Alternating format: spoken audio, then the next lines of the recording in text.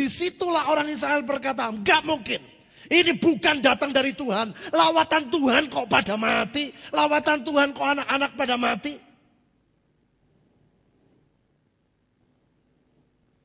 Saudara, pada waktu kami diberitahu Tuhan. Dan Tuhan berkata,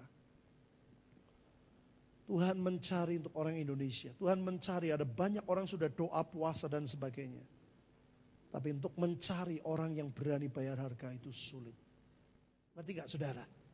Tapi saya tahu kalau kita terus semakin dekat kepada Tuhan. Mendapat impartasi orang-orang yang mengasihi Tuhan. Kita akan dibawa kepada tingkat yang lebih tinggi di dalam Yesus. Yang percaya katakan, amin. Yesus begitu saudara. Dari belum lahir sudah disebut namanya Yesus. Sudah lahir mesti diserahin. Dia nurut. Setelah dia besar mesti dibaptis. Dia nurut. Kadang-kadang saudara kita waduh. Beda sehari bertobat saja kita bisa mikir. Oh saya lebih dulu bertobat. Padahal Tuhan sudah bilang. Banyak yang terdahulu bisa menjadi yang terakhir. Yesus gak pernah peduli. Yang penting rencana Tuhan terjadi. Yang penting genap lah. Saudara, kenapa orang-orang Israel dan ahli Taurat tidak bisa terima Yesus? Karena mereka pakai kantong yang lama. Nanti kita mau belajar saudara. Tentang Yusuf dan Maria, ini juga penting sekali. Padahal Tuhan berkata, untuk menerima anggur baru harus pakai kantong yang baru. Kenapa saudara? Karena di pemandangan Tuhan, 20 anak yang mati itu adalah mati syahid. Luar biasa sekali. Dan saudara selalu akan berkata, waduh kasihan dong, sakit dong. Sama seperti saya. Sama seperti saudara yang lain. Pada waktu Pak Yusak kecelakaan dan Evi meninggal langsung di tempat. Kalau sudah lihat gambarnya, waduh itu mengerikan. Kiri badan mobil sampai tengah. Jadi ini kiri sampai tengah-tengah sini. Ini masuk ke bawah truk sampai sini. Jadi orang yang duduk di kiri langsung meninggal. Kenapa bisa terjadi seperti ini? Lihat gambar satunya. Belakangnya itu kayak hatchback. Ini Mercy 260E, itu belakangnya ada buntutnya. Ngertos? Ngerti saudara ya? Belakangnya ada buntutnya, ini kanan, ini jendela kanan. Karena ditabrak begitu kerasnya. Mobil Mercy itu kuatnya bukan main saudara. Safety-nya itu terkenal. Itu ditabrak begitu keras sampai habis. Ini ban, ini bukan donat. Ini ban. Ini sampai habis saudara. Jadi separuh dari belakang, ini separuh dari depan masuk di bawahnya truk. Separuh di belakang itu habis. Jadi mobil pada waktu mereka pulang doa peperangan, mantunya bilang, aku seneng kalau pergi sama papa. Kayak main game. Dia bilang itu. Tahu kan kalau main game itu PS itu, gitu loh. Seneng. Jadinya dua-dua nikmati. Tadi tengah jalan saudara, anaknya bilang, Pak, aku ngantuk. Aku mau bobok. Pak Yusak itu bilang, ya wis nih, noni, kamu bobok. Papa tak pelan-pelan. Makanya kemarin waktu di rumah sakit guyonan sama kita. Ya Pet ya, kita ngebut-ngebut orang pernah tabrakan. Alon malah ditabrak. Jadi dia setelah mantunya capek tidur, ya sudah dia jalannya di kiri terus. Nanti kalau ada mobil lebih pelan, dia balapi ke kiri lagi. Tahu-tahu saudara diseruntul truk di belakang kanannya sampai habis tuh.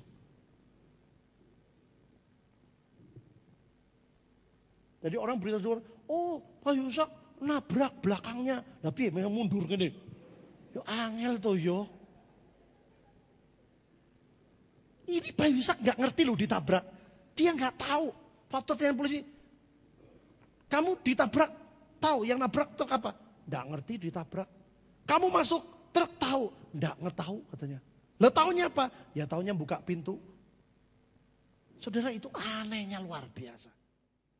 Nah, saudara, yang kita mau belajar. Mengapa itu semua terjadi? Jawabnya satu. Supaya genaplah rencana Tuhan. Apa rencana Tuhan, saudara? Ini Pak Yusak juga belum tahu. Pada waktu kejadian gak tahu. Pada waktu dia keluar dari, dia lihat, waduh, mantunya mati. Dia keluar dari pintu, terus ada satu orang yang menolong, memberi tas dari menantunya, terus dibuka, dia ambil handphone dan kartu kredit dikantongi. Dan dia nggak pernah punya handphone, jadi gagap teknologi. Dia bilang, tolong teleponin omaku. Ya bapak telepon Dewi, aku orang iso handphone katanya gitu. Jadi diteleponin ke rumahnya yang terima pembantunya, terus telepon ke anaknya, aku kecelakaan, Evi mati.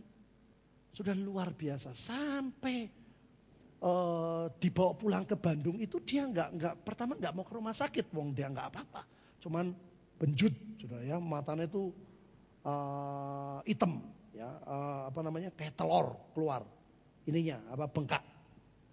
Setelah sampai di Bandung, baru pusing, muntah, langsung sama Bu Nani masuk rumah sakit. Dan begitu sampai di rumah sakit, dokter lihat, waduh ini gawat. Di scanning, dokter bilang, wah ini gawat. Jadi langsung dipanggilkan helikopter untuk dibawa ke Singapura. Tunggu 2 jam. 2 jam, kemungkinan ini jadi maksimal 2 jam pasti koma. Kalau lewat 2 jam gak koma, berarti aman. Sampai 2 jam lebih, gak koma. Jadi gak jadi ke Singapura, tetap di Boromeus. Waduh saudara, sampai terakhir tuh sudah 2 jam, dokternya tetap nanya, Bapak Yusak, ya ini piro? Jawabnya pakai bahasa Jawa. Yo loro to yo, dia bilang gitu. Orang pakai bahasa Bandung dia jawabnya ya loro to yo, ya segini 2. Jadi dokternya sampai geleng-geleng saudara. Dokternya sampai berkata miracle. Di sini saudara, pada waktu kita semua berdoa, kita nggak ngerti kenapa ini harus terjadi. Pada waktu lihat Evi, katanya saudara ini muka separuh sebelah kiri itu melesek masuk. Sudah nggak ada tulangnya. Karena begitu keras, kena dia langsung mati. Saudara tahu dari kejadian sampai hari ini, belum pernah orang yang tungguin Pak Yusak dengar, Tuhan mengapa ini terjadi? Satu kali pun tidak. Sekalipun tidak pernah keluar dari mulut, mengapa ini harus terjadi? Padahal itu mantu yang dicintai saudara.